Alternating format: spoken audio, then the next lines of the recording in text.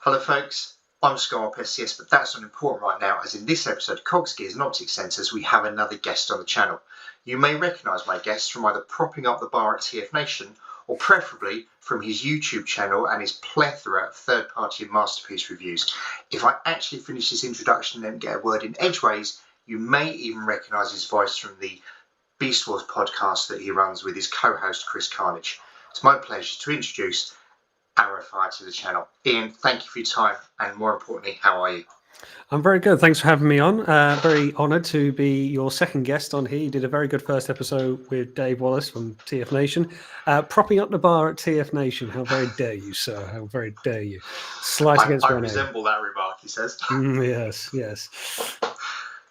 So, Ian, as is, or as I'm led to believe, is commonplace on these types of chats we do, I thought we'd start with a little quiz. Is this payback? Is this payback? I wonder. Would I do anything that childish?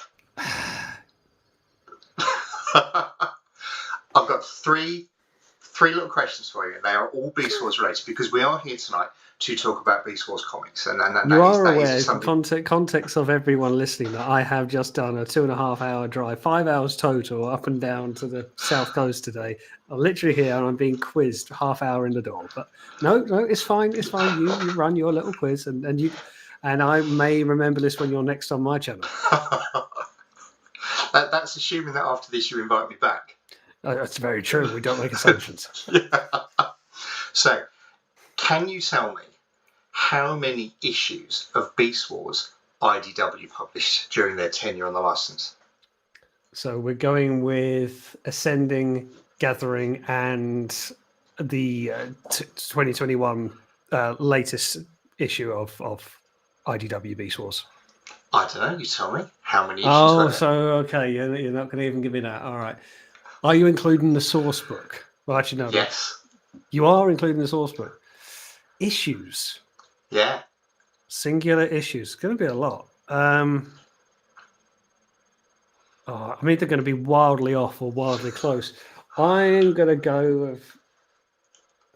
it's a source book that's tripping me up. I don't know, 150? No, would you believe it's only 32? Oh, so I was wildly off then.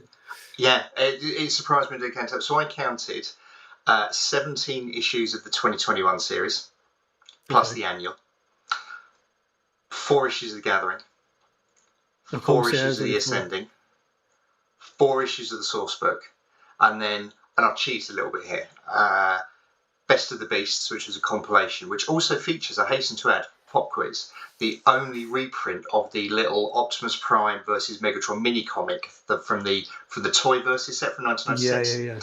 Yeah. And the Dawn of the Predacons Botcon comic that was actually produced by IDW. I thought, just thinking more towards the Lost Light and Robots in Disguise IDW, I remember there just being multiple issues, because I read them a lot in volume back and everything. So and when you would get the kind of individual issues, they were very thin, but like that. 18 pages. It seemed very quick and you're done. So I was thinking, surely for that much back catalogue, it'd be much higher. But shows what I know. Shameful. Indeed. But don't worry, we're not done yet. We're not done yet. Can you name me 3 Japanese-only Beast Wars toys and their alt modes? The alt modes might trip me up a bit. Japanese only. So we'll go with Lio Convoy. Will you accept that as an answer? And turns into a lion. Good start. I'll go a little bit further then and go Big Convoy, turns into a woolly mammoth. That's cheating because you double up on your convoys, but I'll allow it. I mean, it is a separate character, and I mean, don't blame the quiz, blame the quiz master. That's all I'm going to say. don't hate the player, hate the game. And Tasmanian Kid, who turns into a Tasmanian Devil. Oh, I'll let you have that. Can you name his Hasbro counterpart for a bonus point?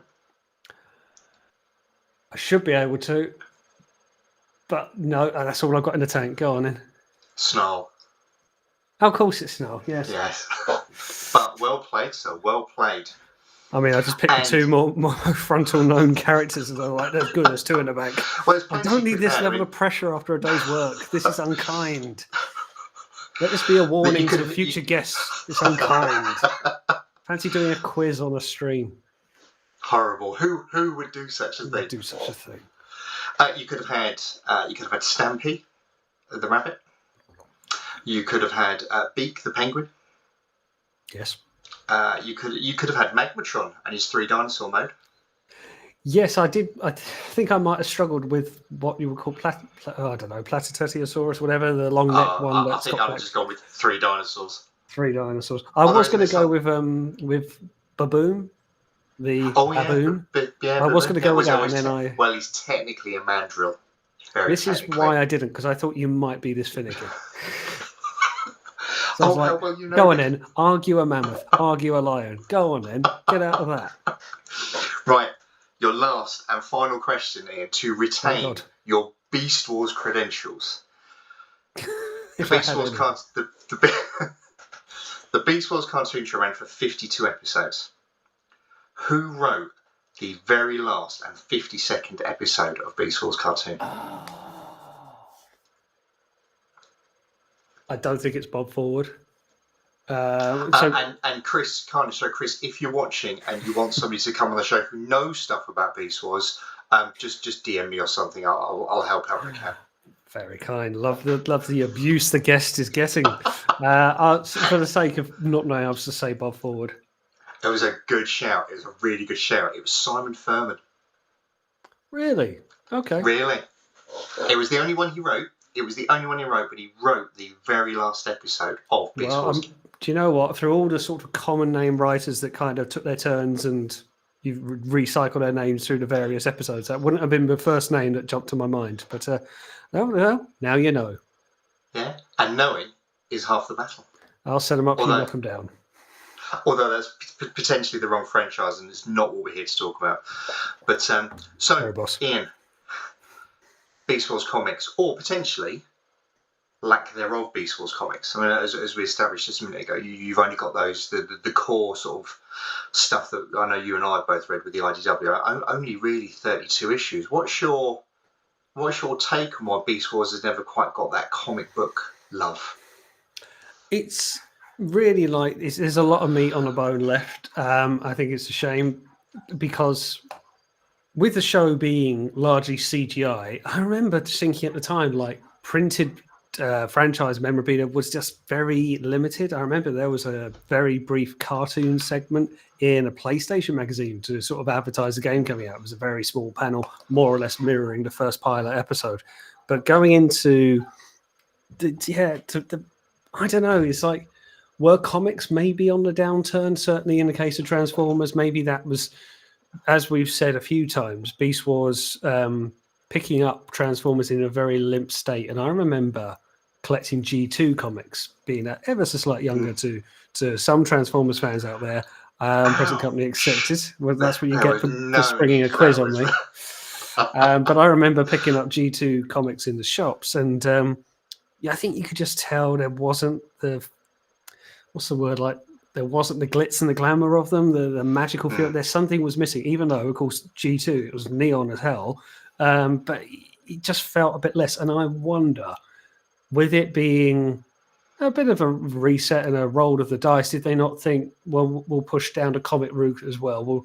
We'll see how it goes with the TV. But you're right, there was a lot left, and it was so long after the run of Beast Wars before we saw any comics. So, I do think there was a sense of trepidation from Hasbro and whoever at the time, just thinking that, and also who would have been the publisher for Transformer comics around that? Because if you're thinking 96, did they even have a publisher? I don't know. It's funny you mentioned that. If I keep glancing at my other screen, so I've got the wiki in case I get stuck for a fact. Yeah, I've got the wiki open on the other screen, and it's really interesting. You mentioned what you said. I don't know if you're a big comic book reader outside of Transformers, but you had the last issue of the G2 book. So that only lasted 12 issues. The last issue of that G2 book was the very sort of tail end. It was either very late summer, early autumn of '94, from memory. And if you're sort of familiar with your comic book history and the wider sort of machinations of the comic book market as a whole was going on a real sort of downward turn because of that speculator boom. people hoarding like 25 foil covers of, Silver Surfer number 37 or whatever as they're buying because they thought they were going to put their kids through university on it. So, but people did, didn't they? People did. It was a whole thing. But you're right. Going into that kind of like that 90s period, that sort of boom of comics a long boom of comics from 50s, 60s, 70s, even 80s, and then 90s. It just kind of didn't want to go into the 2000s. Maybe it's the digital age and the internet and things like that. Maybe that was playing as much as a part as anything else. But yeah, I just really got a sense it was for G2 Comics was Marvel, wasn't it? I'm trying to remember. It carried on. It carried on sort of the Marvel continuity, for want of a better phrase. But I think you're absolutely right what you're saying. I'm not even sure if Marvel would have even still had the physical license at that point. No, it felt very knocking around. It felt very tired, sadly, towards the end. And as you say, 12 issues for G2. And obviously, we knew G2, very few fans stayed around. People more or less clocked off, and Transformers was past its peak of popularity at the time. But I think that plays as much of a part in it to anything else. Even with Beast Wars giving it a right injection into the fandom, there was still a nervousness about the comics franchises not looking good, or Hasbro's position with comics was not as strong as it once was. So that's as much as a part of it. And it's a shame we had to wait so long, but when we did get them, we got some very good stories. Yeah, well, we got, and I know you and I were talking about this just before we started. So you got The Gathering, which was the big IDW one. Now, don't forget, of course, Dreamwave had plans. Dreamwave had plans for a Beast Wars series, and they did a very short story in their Beast Wars Summer Special issue, where they kind of previewed a few different things. I think there was a Robots in Disguise preview. There was a Beast Wars preview. And I can't remember what else was in there. But there were plans for Dreamwave to do that. Had obviously Dreamwave not gone the way it went. But in terms of what IDW gave us, I mean, Simon Furman back on Transformers. Who's not going to read that? And it was really, really well timed. The Gathering 2006 for the 10th anniversary. Yeah, it was all neatly planned, wasn't it? It's a shame though, because as you say, 2006 10th anniversary. Even Beast Wars had its day by that point, in as much as TV popularity and, dare I say, toys. As much as I love it, that was as short run as anything else. And so let's see, 2006, they were well into making the live action films at that point, which is nice though that they felt that they could revisit it, and rather than just leaving it to fall away by the wayside. There are strands of Transformers media, like say the Japanese continuity, that you don't necessarily see revitalized too often. So I'm glad that they did feel they could do it. And obviously, they maybe felt that it was something they didn't achieve with no publisher back in '96 or whatever. Assuming that is the case. Yeah, I mean, I think the one thing I really liked about the way IDW brought the Beast Wars, albeit so few of them in, and not touching on the 2021 series just yet, but those Beast Wars source books brought to life characters that had otherwise had absolutely zero coverage. They'd had no real backstory, no real connection to the fandom. Is probably too strong a word. But I know it was something that you touched on your podcast when you were talking about the toys. When you were you were talking about the toys juxtaposed against the cartoon series, and of course you're watching this cartoon show, and then you go into the toy shop and you're like, Polar Claw, who's that? Yeah, no, absolutely that. And I feel that's where you look at some of those biopics in the source books and it gives them life. And there's a lot to be said for people who write character bios. Otherwise, why do you care? Why do you care about Polar Claw or Nyx or anyone else whose names just I won't roll over? Scavenger, ones that just falling off my head. But I want to care. I'm happy to care. Give me a reason to care. And if they're not in your only form of media, which was the cartoon, then why would I care? But by giving them a page or two, and some of the bigger characters in particular, like Primal, got quite a spread in that book. Got quite a dictated slide to them, because there's obviously more to talk about. But I thought it was great. As I said on my podcast, and sorry. So Chris is watching our podcast. Chris, he's already pulled me up on that. Quite right too. What was I going to say?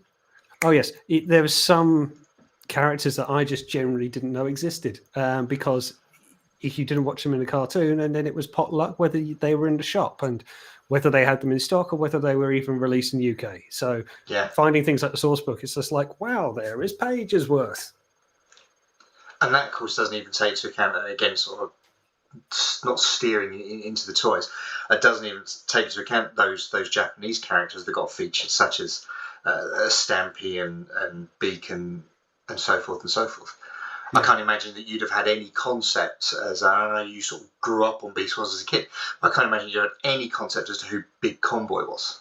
No, I mean, I generally thought it was Optimus Prime for a long, long time because it was Prime's face. But then I was very confused when Lio Convoy had exactly the same face. And I'm like, timelines? What would alternate universes? Oh, you're together. And there's Primal. Okay, what's going on? I'm going to need something here.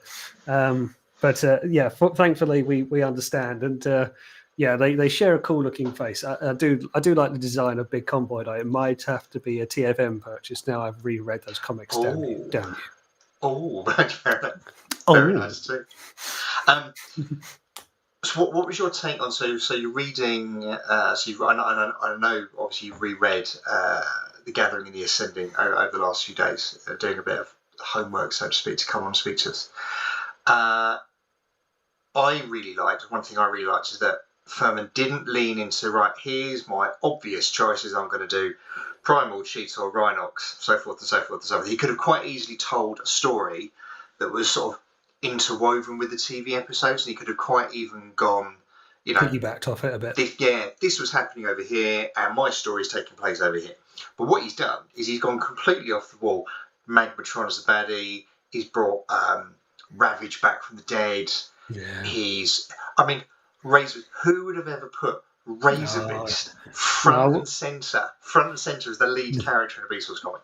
No, I will say this: that Razor Beast is. I forgot how good he was. He's never had it so good, and he gets a very noticeable run in the sort of 2001 end of IDW as well for a character who never made it to cartoon. Gets more than his share of the limelight, and I'm very pleased he did because it worked really well.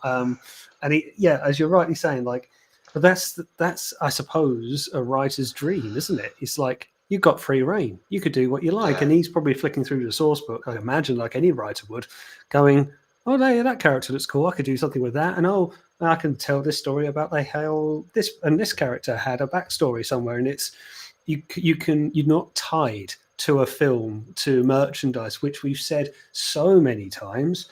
You're looking at the Netflix series, so we pick on it a lot. That was there to shove the toys on the shelf. Like we saw Skylynx and Scorponok very much for no reason other than to sell toys, a cameo appearance. But Razor Beast wasn't written into those comics to boost his profile to sell in the shops. It was as a case of put a completely anonymous character to be your lead role, and by the end of it, well, we love him for it. I am led to believe, just through sort of bits and bobs I picked up on social media and online discussion forums, and I've got absolutely zero evidence for this whatsoever, but the vintage Razor Beast toy actually saw quite a bit of an uptick in what it costs on the secondary market after those books came out. So I think I've still got my original toy of it, but I'm not certain. Have you really? I hope I do. So obviously I can see the very, very impressive cabinets behind you that we can often see when we watch your reviews and things as well. Is vintage? I know you've been into the more recent Masterpiece Beast Wars. Is vintage Beast Wars on your radar? Is that something you dip into? It's something I'm considering dipping into, thanks to you getting the comics back in. But I know that's a very expensive rabbit hole to go down. You've already shown me a couple of websites I need to go to for that. I've been putting off for a long time getting a Magma Boss combiner, and I had the option to get one last year at TF Nation. I wouldn't be at all surprised if I end up picking up one this TF Nation. But there's a lot of things you can look at. Like I see some box Big Convoy, and I think, oh, it looks nice. And it also starts with a 3 and then a few other numbers. So I've got to be a little careful. But Beast Wars Masterpiece still on your radar very much? 100%. Yeah, I've got the Rat Trap. Yeah, the Rat Trap's on pre-order. Yeah, I think that's still a year away, isn't it? Isn't it next year? Or is it this year? I can't remember. I'll find out when it's up, but I've definitely got the pre-order in. and I've got the third-party Scorponok. It's coming out. Lord Ventenagon. Shows they have taken an absolute age to ship that, but they've literally shipped it today. So looking forward to that. I kind of don't miss an opportunity to get a Masterpiece Beast Wars figures because they are few and far between in as much as there is a limited cast, which is a blessing in disguise.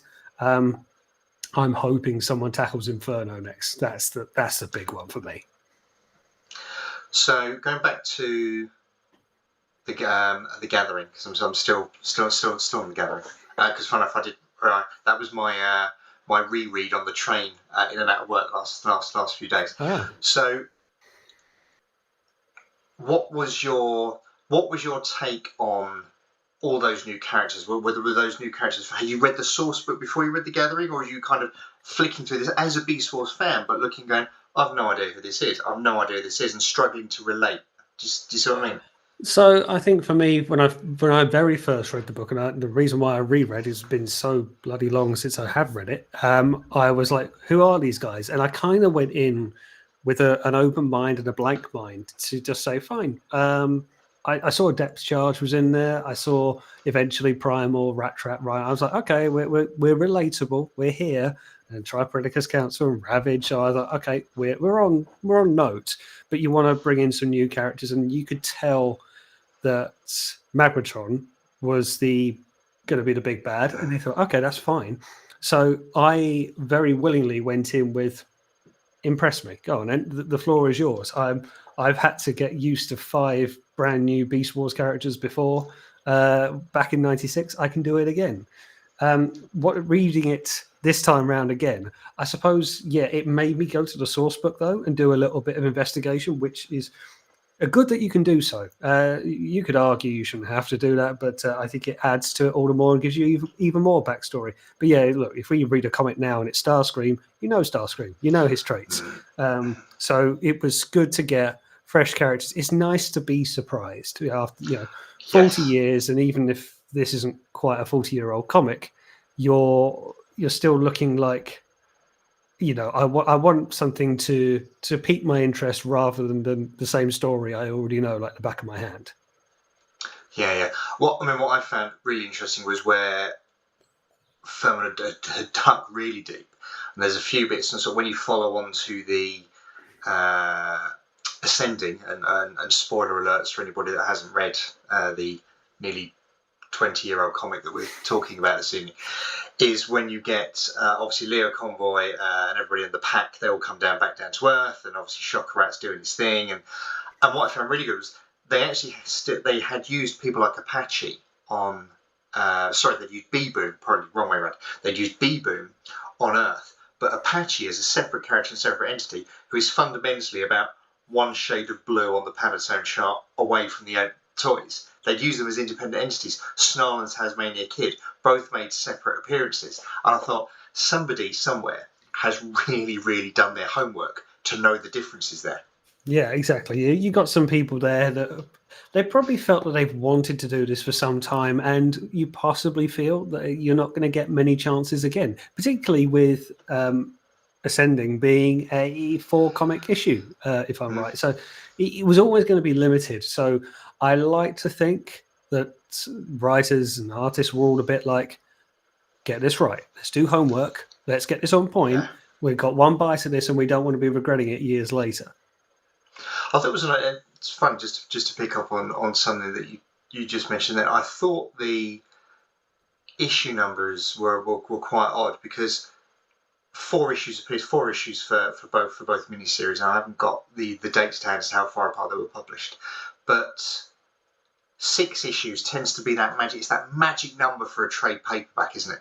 6 issues is always that magic number for a trade paperback. And you look at any sort of modern comic book story arc, be it Marvel or DC, they tend to sort of fall into these 6-issue arcs. So 4 always struck me as, but it didn't feel like anything was missing. No, it didn't. No, I think it flowed really well, and they didn't really feel like filler points. Maybe a couple of slower bits, but nothing to write home about. But 4 issues, no, we've seen that before in more recent IDW. I was going to say Hearts of Steel, Hearts of Darkness, wasn't it? The chaos side of it. Yes. But probably Hearts of Steel much as well, to be fair. For mini-series doesn't seem to be too bad. And of course, recently with Skybound, we're looking at 2 12-issue runs, really, aren't we? 24 total, but 12 issues front and back. But I don't know. It's going to be a case of how much is there at the time, how much the publisher wants to give you at time, because, of course, they've got other thto want to publish and printing time and all the rest of it. I imagine that's the case anyway. I'm by no means an expert. Yeah. I want to circle back a little bit, mate, because we spoke about, obviously, Beast Wars not having been picked up from the outset. You think of that typical multimedia assault, then you've got, to refer back to G1, you got the comics, you got the toys, you got the cartoons, you got sort of that, and obviously Beast Wars very much got its toy line and very much got its very successful animated series, which I won't tread on your toes with by speaking about too much. But I've always wondered why, or I've always wondered why, so I can imagine why. That is pretty financial. But the shame of it is Beast Wars has never quite had that same volume of reimagining in the same way that you think of all the different G1 continuities. You got the Marvel comics, you got the IDW books, you got the IDW reboot, you've got Skybound, then you've got your various little offshoots like your G2 and your BotCon and so forth and so forth. And Beast Wars just never seems to. It's always been on the kind of cusp of getting something, but without getting there. I do think that's just a case of placement. Let's call out the big Lio, big convoy, elephant in a room. So I tried to work that in, and I butchered the hell out of it. Let's say for what it is. G1 was peak, absolute peak fandom craze. Pokemon, much later down the line, exactly the same with that worldwide phenomenon. Absolutely intense burst, but the trouble is it's fairly short-lived. Transformers enjoyed 2 years of insane upward trajectory and then went down. Now, look, Beast Wars saved it, but seldom was it ever going to go to the dizzy heights again. If we're realistic, however good it is or good it was, probably not. People will still look at it. You obviously get the Truck, not Munky, not for me, fine. But there will still be people like, oh, it's Transformers. Well, no, I don't want to say that since Optimus Prime died. I've jumped off that ship, and there is a sense of it's a bit doomed before you start. And I don't want to be all bleak about this, but it's a case of it had such a tough act to follow because G1 84 was just so incredibly hype. Now you look at it. For just in isolation, it did do really well. It was very much a product of its time. CGI, it went into video games, which G1 really struggled to do, didn't have the technology available. But publishing, that's when I wonder, like you touched on, money, and I don't want to make it about money because it's boring, but there was no film behind it. Look, we've had to wait for Rise of the Beast however many years later. So just to get some kind of publishing juggernaut muscle multimedia behind it, I think you've got to count yourself lucky that there was at least 1 or 2 video games. Yeah, you said it was the PlayStation and Nintendo 64, I want to say. Which I still have not played, that Nintendo 64 game. Have you very annoyed. I couldn't get it over here. I couldn't. It was Japan only, and I did consider buying it. Was it really? I didn't know that. Yeah, that was, mate, God knows I tried. God knows I tried. Because I'm seeing all of these, I can fight as Transmetal Tarantulas. This is great against Megatron in the pit of the dark side. Fabulous. Japan only. What? The one place that you did get a lot of Beast Wars love in that kind of time frame, and in particular with the fiction, which is obviously what I want to gear towards this evening, is BotCon. And BotCon produced an absolute wealth of comic books, prose stories, text stories. I think there's some voice script readings. I'm sure some of the videos for those are available online.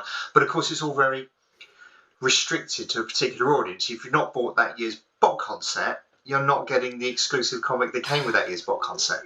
You really are. You're absolutely right. And I suppose in a sense we should be grateful that there is that, but at the same time it's very niche to people who saw it and enjoyed it. And Haven't been tracking it down since. Now, God knows the set I'm after is the Days of Future Past, isn't it? Where it's the BotCon set of the 5 Maximals. Is that the one with the Unicron trilogy repaints in it? Where they've kind of got their Cybertron modes. That's it, Cybertron modes, and I think they've got some keys, if I remember rightly from seeing the boxes. But Dinobot's like an excavator crane.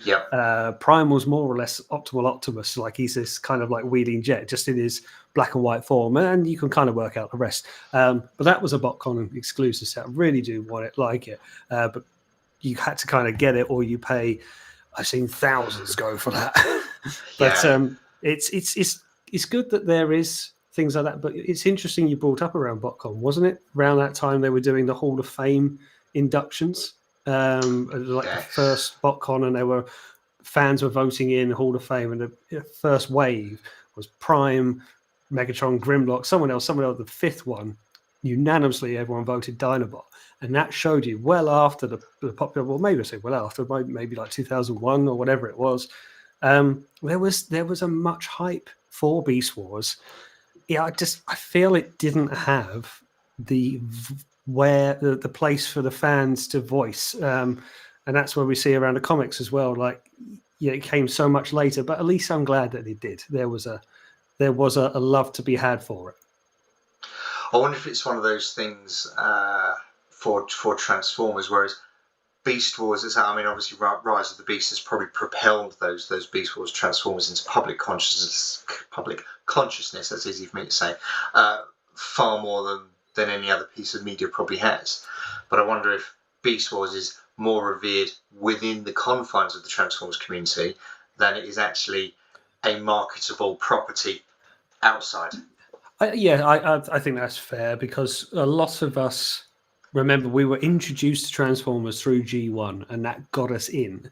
But we stayed in, then we were offered Beast Wars, and then we were offered Armada and everything else. And that's fine. That's perfectly fine.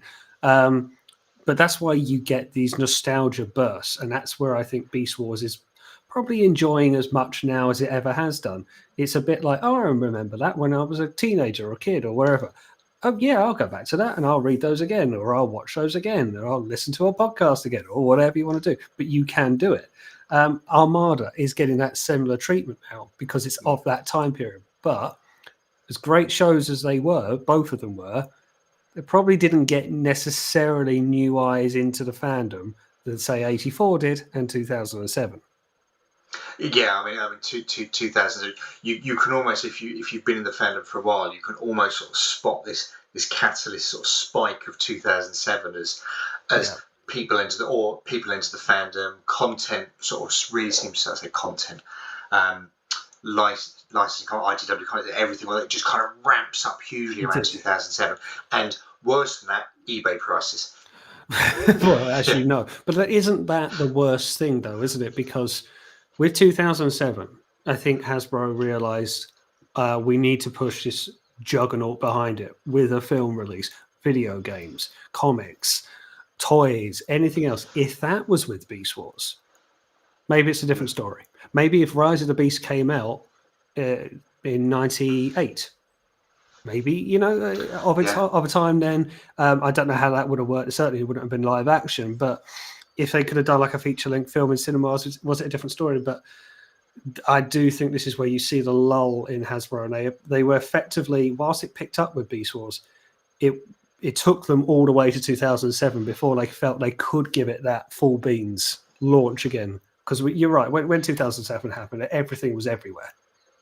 So what do you think so moving massively forwards in the time, what do you think the catalyst around the 2021 IDW book was? Because obviously that was a real attempt. So obviously when they launched that book, they didn't realise how their license was going to go.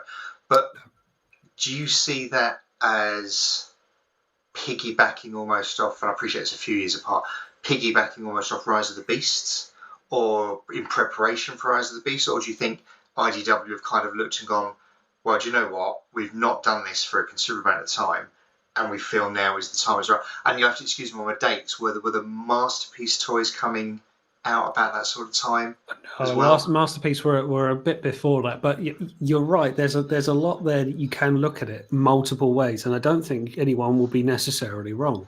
So we were coming up to anniversaries, weren't we? 25th anniversary of Beast Wars. 25th, wasn't it? That was the kind of the master, and that's when we started to see the reissue of the toys, if I remember rightly. The Masterpiece figures, I'm trying to think, Cheetor, I think, was the first, or Primal, or one was quickly followed by the other. And I'm probably going back to 2014 at a bit of a guess. So they got those out pretty sharpish. I always think when they're revisiting these things, it's a case of keeping the license fresh. And I think there's a little bit of, you've got a license under ownership for however long, and it sounds like boring techie talk, but sadly it's true. Make sure you're using your licenses actively. If you don't, they'll get pinched or taken or whatever, removed. And so I wonder if there's a case of that. I do think re-releasing the original toys again was a way of just maybe celebrating and maybe trying to reintroduce the love. It's a shame they didn't sell as much. The 2021 comic, I really wasn't sure, and I'm still not sure as to why they felt then to do it. And it doesn't do what Gathering and Ascending do. It goes the very predictable route with changes, not necessarily a bad thing. But I wonder, was it a case of we're going to go round the Beast Wars well again? We're going to get a film out. We're going to throw the toys out. We've got Masterpiece on the go anyway. Let's tell the story one more time to a new audience in hopes it drags people back in. I can only think that because otherwise timing just doesn't tie into anything. And particularly when it retells the old 90s story.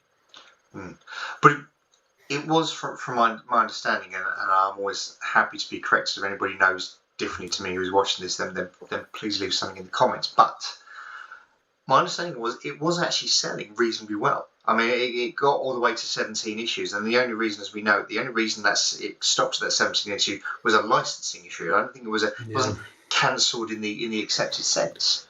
No, it had a rushed ending, which was a shame, and I don't think anyone came to any surprise. I think the last comment at the bottom is for when the story finishes, signed off by the editors or everyone else, was the Beast Wars will continue, but for now, for however long, it is the end. And it sounded like I don't want to say a whimper, that's very probably unkind, but it was a bit of a recited ending. And but they wrapped up the story very suddenly, but it was selling. And I was reading it. I was getting every issue, or ultimately had them all in hardback. And I was just glad to see the characters again.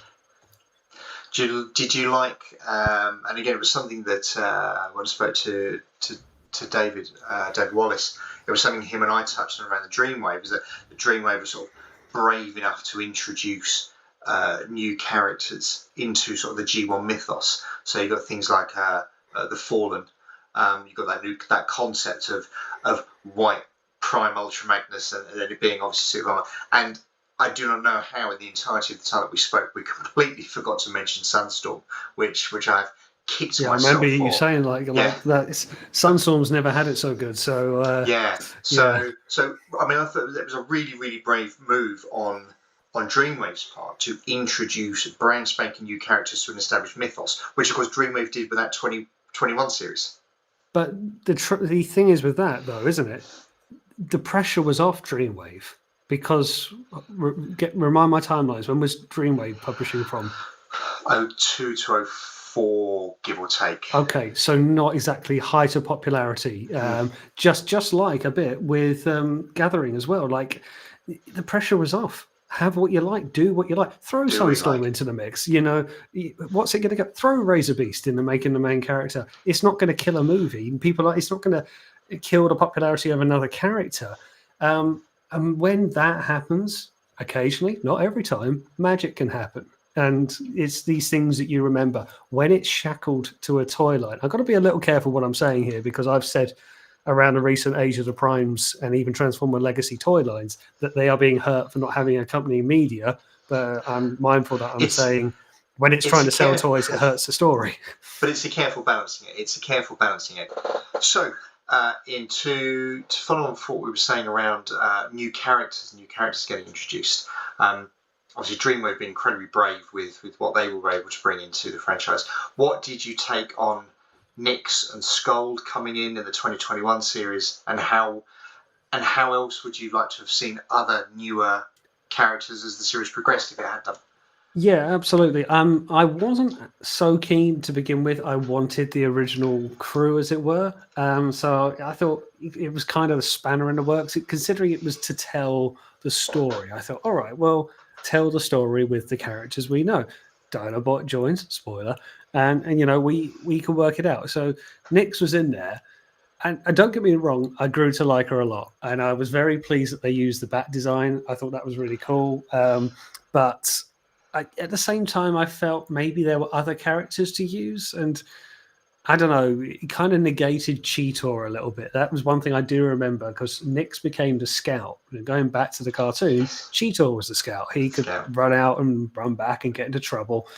Scold, I felt, was a slow burner. She didn't really come into it until a bit later, where I don't know what to say, you saw compassion. I don't know if that's the right term, but it didn't quite align with the Predacon ethos. And I thought they were good characters to use, but to be honest, they almost could have used anyone. There is, as you say, through the source book, there's loads of characters you could have used. But yeah, there was good introduction throughout. We saw the likes of Black Arachnia, but Nyx and Scold, I was quite pleased to see something a little fresh. Otherwise, and for most of the part, it was a rinse and repeat story for what we already know. So adding in 2 new characters just gave that little bit of extra flavour. And like you say, a really good nod. And I've always been very, very appreciative with sort of Transformers when they do those little nods, when they make the nods work in such a way that likes you and I will get them, but new readers won't miss out on stuff by not getting them. So to have made Nyx the Bat and to sort of hark back to that very original Optimus Primal toy, exactly. Fantastic. I thought that was very good, to the point that I really wanted Scold to be the alligator. Such, like let's really go on this if you're going to do it. But I was not unhappy. I was like, have you got the original mini comic that came? Have you ever read that original mini comic that came with those 2 figures? I have read it, but not for a very, very long time. I don't have it anymore. That's come in and out of my possession. But yes, I do remember the one you are talking about. They're quite iconic, those 2 characters, in so many ways, for what was a mini comic, a very production run, and an advert. I don't think they've had anything more than that. So they were early prototypes, certainly. I think that mini comic runs to the grand total of something like 8 pages. I think it really is. Hold the front door. It really is a mini comic, and then of course I think the other pages within the confines of that book are adverts for more of the toys that obviously they want you to go out and buy. Yeah, this is always the way. But of course, the whole dynamic of without turning this into a Beast Wars overall discussion rather than sort of leaning away from the books, but obviously everything changed when they flipped everything on its head. They moved away from the bat and the alligator, and went with the ape and the dinosaur. So yeah, complete 180, wasn't it? Well, it was a little bit, but they're the things that become the treasure troves, don't they? They're the things that could have been, should have been, the niche findings of the community. So yeah, people will be there with their little box sets of the 2 and like, this is rare, this is mine now for what could have been. But we did get Terrigator in the yes. we got Terry's Gator, and he did make an appearance in the I think it was the Ascending year. So in fact, it might have been in both, to be fair. But he certainly did make an appearance in those books, because it's probably easier to list the characters that didn't make an appearance. Oh yeah, in those 2 books. But you're talking about Beast Wars appearances. I'm actually hijacking your questions here, but I've seen and remember, was it Mairead Scott in one of the later IDW runs? I can't remember. Was it Unicron? When you had an army coming through a portal and it was the beasts that all came through, and they were just feral beasts making introductions. So it was, I remember, Inferno, Primal, and they were just kind of effectively a mindless horde that were coming through and making appearances.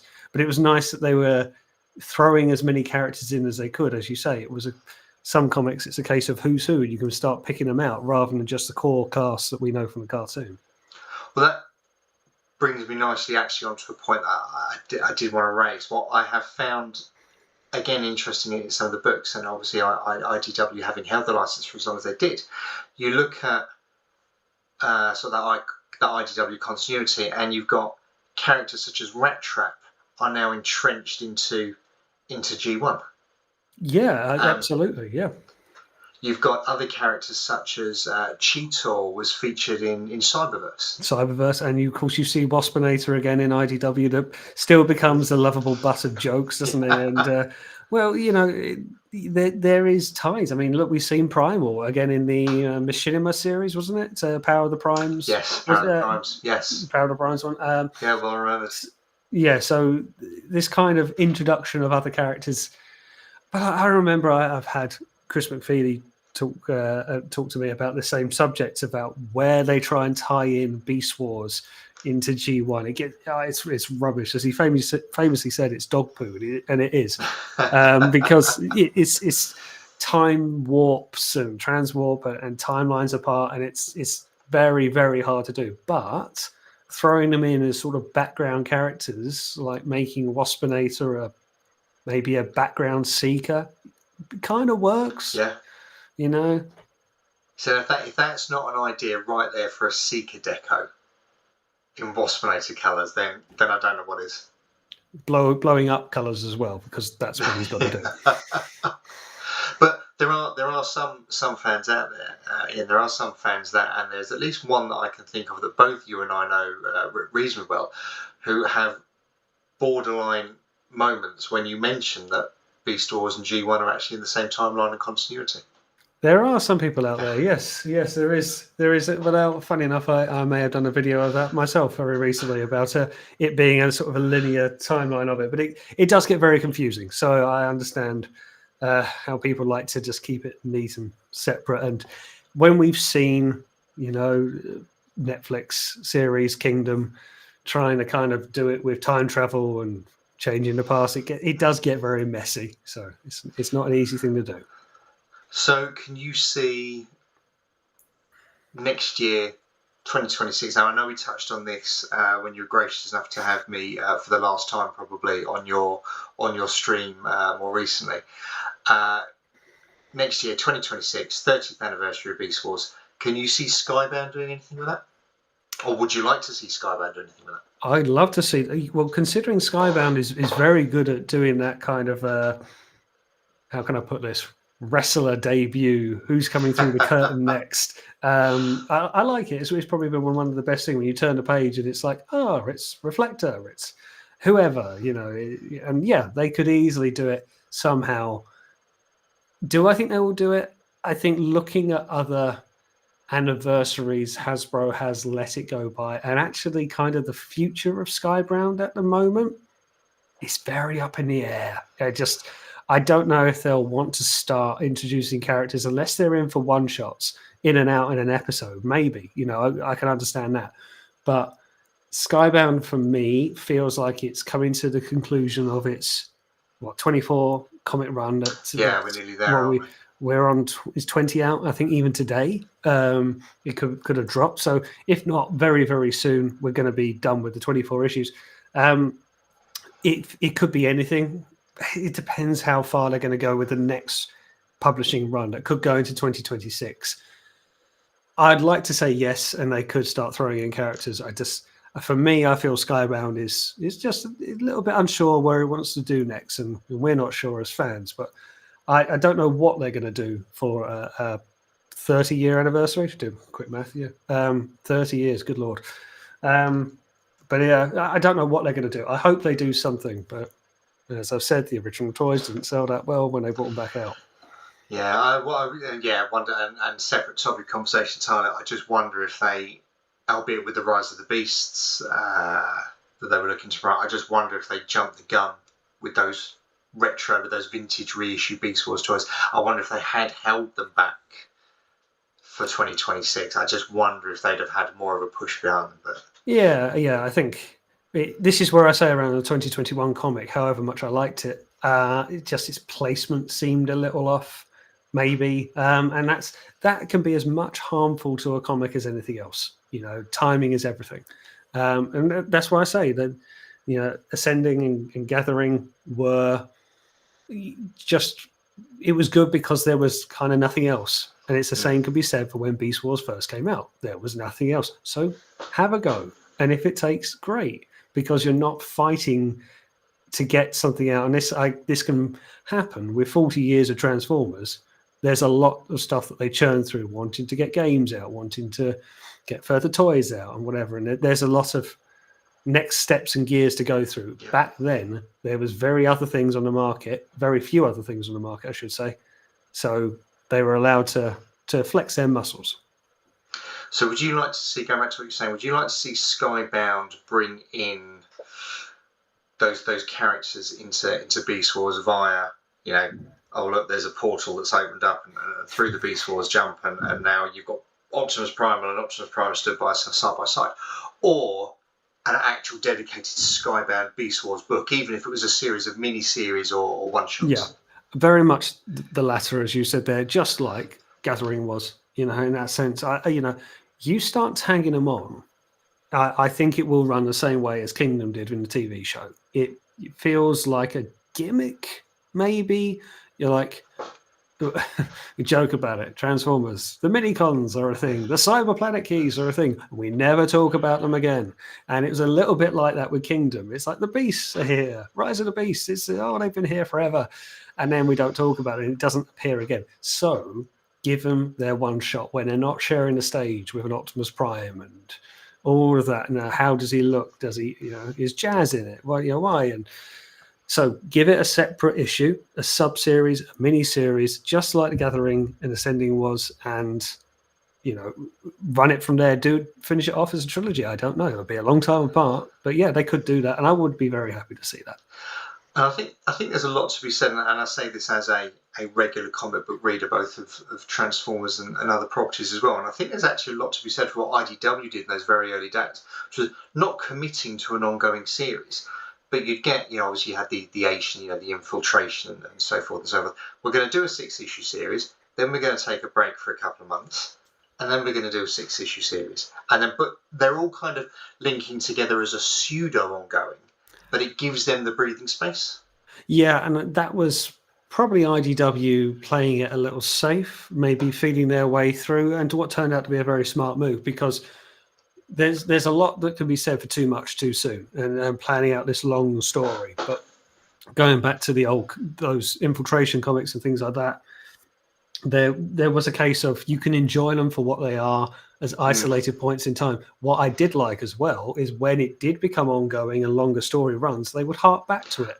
Everything counted, which is kind of where I always saw when you look at the Gathering and the Ascending. And the Ascending, don't forget, does end on that bit. You've got Transmetal Megatron stood there, and you get the little caption that says the last little box in the window in the corner is at the end ? And you're like, oh, fantastic! Are we going to get another 4-issue series? This is just it. It's there to be had. We got very few kind of in the way of Transmetals, where we did get some, but like you could really go for it and start bringing in who was left at the end of Gathering. Hold on, what was first, Gathering or Ascension? Gathering, then, yeah. Yeah, and then who was left from that with Magmatron, really, or Ravage, or kind of whoever was left in that entity, and then you could have, Dragon Megatron, bringing in Rampage, bringing in Inferno, Quick Strike, and all the ones that we hadn't seen who were being kept away a bit because we were focusing on the characters who didn't have the story. Like, well, let's bring in the TV characters, and maybe there's something more to be had there. I would love to see it. I feel it's a little bit of a dream rather than a reality. But the beauty about these comics, the 30th, if they're going to do it, if Skybound are going to do anything with Beast Wars, next year is their absolute moment to hit that iron while it's hot. Yeah, I think it's going to be a case of if they're not going to do it for 30 years, in 40 years, 10 years on from now, if Skybound are still going to be the publisher, and I don't know, 10-year license holder. Maybe not. IDW had it for 17. That was a very, very long run. It was, yes, absolutely. Yeah, it could happen, but I kind of feel if they don't do anything for 30, they might not consider doing anything for 40. We'll see. I wouldn't be against it. I can certainly see a cameo appearance. I could see Primal appearing. He tends to be the character who props up the truck, not Munky, where it's definitely a monkey. So that, we could see how that goes. They could have what you need is a triple changing one that's a truck and a Munky. Yeah, I mean, why they haven't done that? Voice it by Gary Chalk as well, just for good measure. I mean, it's interesting, and again, talk about the toys a little bit. It is interesting how the longevity of some of those Beast Wars toys has worked. You obviously look at what appeared in Transformers Robots in Disguise 2000. You had Skybite, you had the 3 Predacon, Gasgunk, Slapper, and Darkscream. You had those all toys appeared. Transformers Armada, and I'm not sure how familiar you are with some of the Transformers Armada toys, but you had Transmetal 2 Megatron appeared in a repaint with slight remold, some mini compegs on it. Yes. There were some deluxes. I think it was Rhinox, a Pterosaur, possibly a version of Cheetor, and they were kind of billed in the toys as Unicron's Horsemen, 4 Horsemen of Unicron. And it worked really well in terms of the play value of those toys and how obviously Hasbro held. I appreciate they're bound by what molds are available, but they still felt they were saleable. Absolutely. And I've said this many, many times. You go from Beast Wars and into 2001 and Armada, the playability of those toys is second to none. The only thing I'd say that to kind of, pour water on the fire there a little bit was they were kind of trying to eke out the money out of the mold. It was the hangover of the molds. This is perfectly good. Let's just try and write a story to say it's okay. Look at Pterosaur, the original. I was going to say G1 there, the Beast Wars toy of Pterosaur. How many times did that mold get reused in many different repaints in many different numbers? Yeah. That still was getting reused. That got a re-release in a Walmart 2-pack for Age of Extinction to represent Strafe. There you are. I kid you not. Yeah, it's money on the table. So they'll think that there's molds to be had here, and if you just redeco them, and particularly at a time that was also a short window. Let's be honest. 96 to, let's be general, 99, maybe a bit of a quiet year for 99. And then 2000, 2001, import of a new series. And then Armada Unicron trilogy ran to what, 2005? That sounds right. So you've got a 2-year period of, whilst it's divided up into different series, you've got production and toys and recycling going on all the time. So they probably felt, whilst it's nice to see them, you definitely feels like it's lying on the floor of the factory, isn't it? That's why you're using it, isn't it? You're not trying to introduce it. You're not trying to give Rhinox a second hurrah. You just, there's plastic. Let's shift the plastic. I'm sorry to be very brutalist about it, but let's call it for what it is. Cynic. Cut me in half. Cynic. Cut me in half. I bleed cynic. But again, they saw further re-releases some of those toys in Universe. You had that very, very early doors Universe. And to go back to what you were saying about Big Convoy, you saw that Nemesis Convoy, whatever it's called. Yeah. You saw a number of, I think Overbite is kind of the robot wolf looking one, became Frostbite, and a number of others that I wouldn't dare try to name for getting them wrong. Yes, no, there's a lot to be had, and again, a lot of it will look into that source book as well, and characters who maybe didn't get picked up for stores and maybe didn't get market releases. Like I've said many times, I more or less bought what was on the shelf because it was a Transformer, not really knowing what it is, but I know we didn't get anything. I'm sure we didn't get Black Arachnia in this country. I'm sure someone will correct me, but it took me years to work out that Black Arachnia even existed as a toy, albeit a repainted Tarantulas. But we'll have to see where they go with toys and reissues. I do think that the lack of the resale of the reissue of the 90s toys will make Hasbro a little wary, and I think that's a shame because there's definitely a market, there's definitely a fandom out there for it. So, talking about obviously toys, you just touched on repaints there, and we touched on earlier bringing new characters into the comics. One thing I was always quite intrigued that some of the Beast Wars did, where it was able to play around with timelines, is you got things like Generation 1 Grimlock as Grimlock, but obviously in a Beast Wars mode, or a Beast Wars aesthetic, for want of a better phrase. You, Ian, have now got complete control over the next Beast Wars comic, and you can Beast Warsify any G1 character you want and introduce them, and you're not allowed to pick Predaking. Why can't I pick? Why can't I pick Because Predaking? it's already got 5 beast modes. It yeah, doesn't okay, count. that's fair enough. Yeah, that's fair enough. No, and it's the perfect one to bring in, though, isn't it? All you've got to do is round the edges off of the robot mode, and you're done. Or make him spikier. Okay. So, all right. So I can bring in a character and basically make them a beast former. But and who are you bringing in, and what alt mode are you giving them? Yeah, the alt mode's going to be the bit that really tricks me up. I'm going to be ambitious, maybe overreaching. Devastator. Nice. All 6 of the Constructicons. All 6 of them. I'm going to make them like an ant colony because they build, they forage, things like that. I'm literally thinking this up as I go along, so you can see the words coming over my eyes. But I'm thinking like they're going to be effectively just green, but very insectoid looking, like an Insecticon looking combiner. So think of, you might not know this necessarily, Kang Toys have just done a very stylized looking bombshell, very bulky bug, very Beetleborg looking. Toys aesthetic, yeah. So they're doing that. So imagine that for Devastator, very stylized, very metallic-y looking, but has forms of insectoid shelling. So yeah, I'm kind of thinking like 6 massive ants in green colouring, but they're kind of building aesthetic because they're constructors. So I'm thinking, well, what forage? Well, loads of animals build, but as a unit, as a team, and that's why I thought, ant colony. Could we somehow work Inferno into that? Probably, maybe. But just if you wanted one off the cuff, yeah, I'd like to see the Constructicons. Combiners in Beast Wars, too few and far between for me, which I didn't mind in a sense. Because sometimes less can be more. At the same time, there's more to be had. But yeah, I'd like to see Devastator in Beast Wars. Like that kind of lineage that Grimlock's, you got the impression when he made the appearance that he's old and fable and a timeless warrior through the ages. I think the same could be said of Devastator.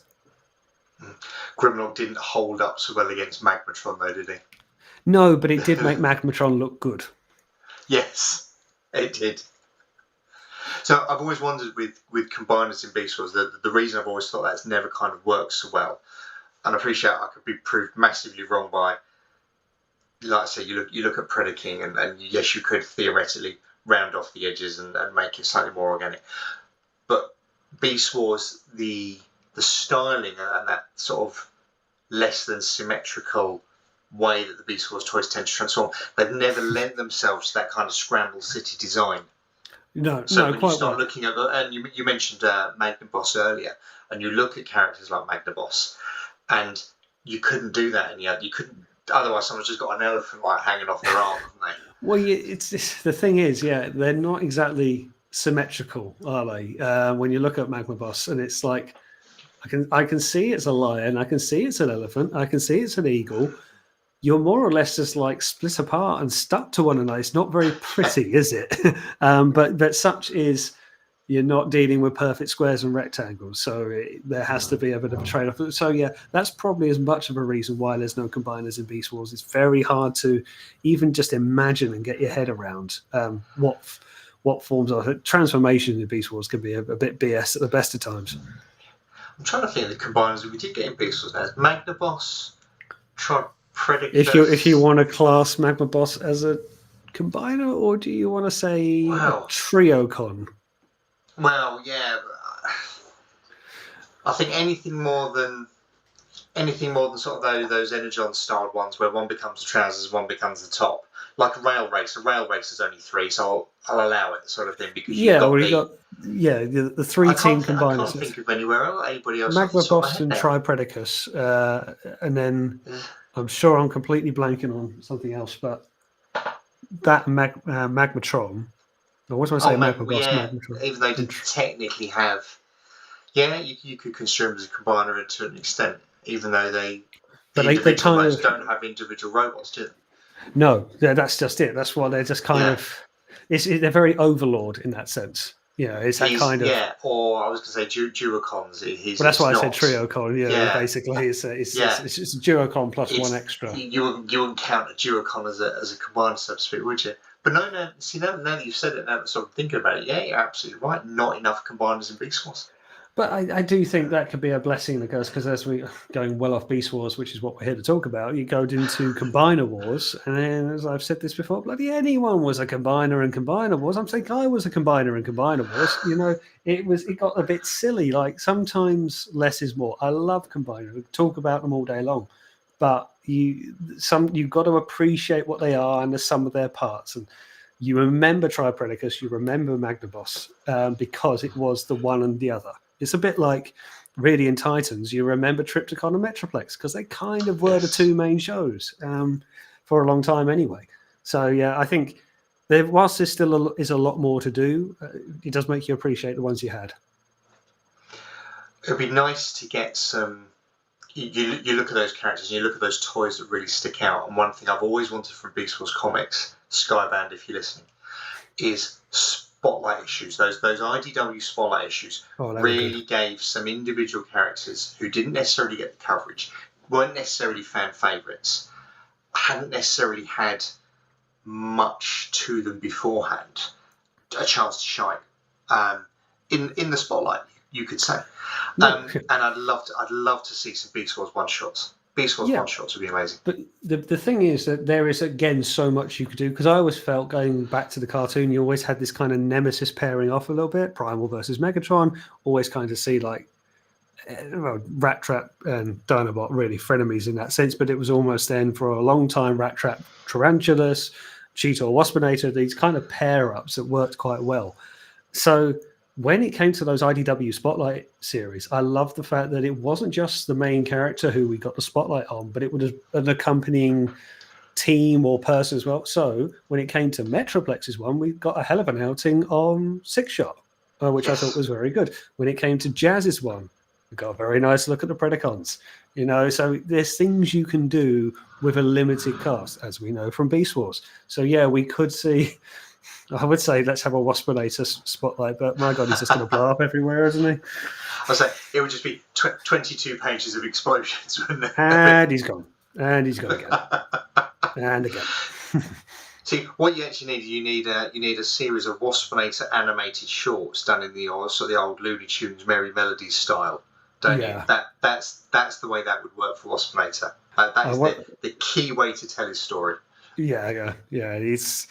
There's a lot you could do. I mean, look, you could do a spotlight on Dinobot. Pretty much all of Beast Wars is a spotlight on Dinobot. But there's characters like Rampage. I'd like to kind of see like how he's processing his head at all. Even Black Arachnia, although that's a lot of season 3 in the cartoon. There's stuff you can do. If you could pick one character to do a spotlight on, who would you pick? Beast Wars of... Yeah, for a Beast Wars, Beast Wars spotlight, 30th anniversary special. What have you got? Only because I think he'll probably be the most interesting and didn't really get as much to show. Tigatron. Oh, okay. Because I love Pterosaur, but we know what Pterosaur's going to do. He's going to try and overthrow and be stupid about it. I love Inferno, but he's just going to go, yes, royalty, and he'll just be a marching ant. You can kind of work out what the story's going to be. Tigatron, or even Polar Claw, to the same ilk of the case of so little, and they weren't on screen long enough. We know Tigatron obviously falls for Air Razor. That's kind of his main story, but he's very one with his beast mode, more so than anyone else in the entire show. Let's see a bit more of that. Let's see what he's doing when he's out in the wilderness, when we don't see him at the Axelon or anything else. So I think he's probably got the more complex backstory that doesn't get explained, whereas other characters, the main cast, if you like, get more of an introduction. Maybe even Silverbolt in that sense as well. But I think Tigatron has a bit more to offer as a character that we know a bit of, but I think there's more to what's on the surface. Yeah, and you talk about things that we don't know, and again, I sort of think to myself around the books that I read, and whether those are IDW books, Marvel books, whoever it is publishing.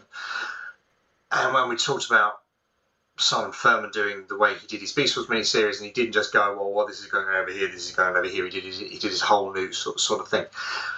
And the one thing I've never really seen touched on that's always surprised me is, what were the Maximal crew up to before they launched that ship? So, funny enough, Chris and I talk about this on our podcast. That's Just Prime.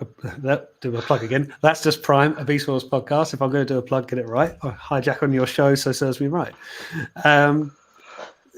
We're talking about how they were set off as a science exploration, but they set off. There's a lot of ways you can look at this. They've got a full complement of crew. Now, yes, there is kind of the 4 of them on the bridge, if you like, and they're all scientists. But there's loads of them on there. And think about who you've got. Air Razor, Black Arachnia, Inferno. Okay, these become damaged and reprogrammed and whatever you want to say. But there's enough life forms on there. When they spew out the pods in that pilot episode, there's probably, 30 that go in space. And they say, let's pick up the rest of them when we're done. And, of course, you would say, are they hunting Megatron? Yeah, because they say in the opening line, they're hunting Megatron on the dark side, who's got the golden disc. So it's more of a case the Axelon was launched to pursue the dark side and Megatron. But nevertheless, they've got a full crew and they got Protoform X sitting there, where you don't just kind of put Protoform X on board unless you mean to. But it's perceived to be a scientific vessel. I don't know. There's a lot of unanswered questions. And that is as much the need for a mini-series as anything else. Like, let's have a look at Cybertron launching the Axelon. Why is Primal's what we believe his first command? Let's see how he gets the first command. How do you choose your crew? Why are they in stasis pods? Yeah, I mean, because Beast Wars unusually in amongst a lot of the Transformers media that we get, the few books that we have had, because they have been so few and far between, it does tend to lean towards, it tends to lead itself towards leading towards tying into the cartoon show. It's very, very rare that anybody wants to tell a Beast Wars story that is outside of the cartoon show. Yeah, and that's what the 2021 reboot aside. Yeah. So to do that kind of prequel series would be amazing. But that's what Ascending and Gathering kind of did, albeit using time travel MacGuffins to do so, because that's always a good thing to do when it comes to comics. Get a nice little blank setting to go and disrupt the timeline somewhere else. But yeah, there is a whole prequel that you could do that could lead into it nicely. And I kind of felt 2021 could have done that, really, but they chose to retell the story effectively, just with a couple of twists here and there. But that was a good opportunity to tell the prequel leading into the ships taking off, and then the story can continue from there. But yeah, there is definitely a story to be told there that a miniseries is crying out for. Yeah. And I think on that note, we will probably call it an evening. Thank you kindly for your time. Thank you for coming on Talking Comics. Thank you for coming on and talking Beast Wars. Thank you for rushing home from work and partaking in the quiz, which was clearly the key of the evening. I mean, you say quiz, I call Stitch Up, but tomato. I do have a feeling that down the line I'm going to regret that quiz. Maybe not that far down the line as you might think. But all joking aside, really well done for what you do. Thank you so much for having me on. Really well done with what you're doing with these episodes, with your previous episode with Dave as well. I look forward to seeing the other guests you go on. Just keep up the good work. You're doing a cracking job, mate. You're very, very kind. You're very, very kind. Folks, as always, my thanks to Ian. My thanks to you for watching along. If you liked this video, please, please, please give us a like and subscribe. If you didn't like it, leave us a like anyway. And above all, whatever you do, please stay safe. And Ian, when will they see you again? Well, you'll see me mostly on YouTube. I dare say you might see a video this week if I'm lucky. It might be a bit tight for time, but yeah, mostly on YouTube and in general other social. But YouTube is where you find me. ArrowFyre with a Y. Ian, thanks again for your time. Take care, folks. We will see you all soon. Bye-bye.